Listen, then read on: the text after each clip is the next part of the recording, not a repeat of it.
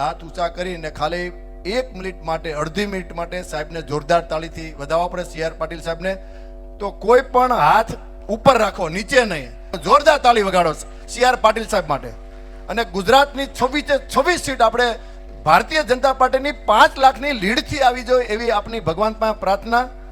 અને બધાએ માતાજીને પ્રાર્થના કરો કે બધી સીટ 5 થી 5 લાખથી લીડથી આવી જાય. ભારતીય જનતા પાર્ટીને, ભારતીય જનતા પાર્ટી કમળને મત આપવાનો છે, નરેન્દ્ર મોદી સાહેબને મત આપવાનો છે અને અપાવવાનો છે. પાટીલ સાહેબ 10 લાખની લીડથી એવે જીતવા જોવે. જીતવા જોવે, જોરથી બોલો, જીતવા જોવે. તો તમારા આશીર્વાદ ફળશે, પણ હા પાડે નહીં, મત અપાવીને તો જીત.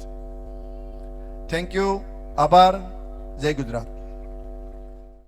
ઉત્સાહની તો કાંઈ વાત જ કરવા નથી. અમે અત્યારે સુરત જ્વેલરી હોલસેલ એસોસિએશન આખું સાહેબના ઉત્સાહ માટે, એમનો ઉત્સાહ વધારવા માટે અમે અહીંયા રેલી સ્વરૂપે અહીંયા આવ્યા છીએ. અને પાટીલ સાહેબ, અમે એવી ભગવાન પાસે પ્રાર્થના કરી કે 10 લાખ ઉપરથી લીડથી જીતશે એવી અમને એવી આશા છે. અને 405 નરેન્દ્ર મોદી સાહેબની આ ત્રીજી વખત વડાપ્રધાન બનશે. ભારત માતા કી फिर एक बार मोदी सरकार, कमल का बटन दबाएं, भाजपा को जिताएं.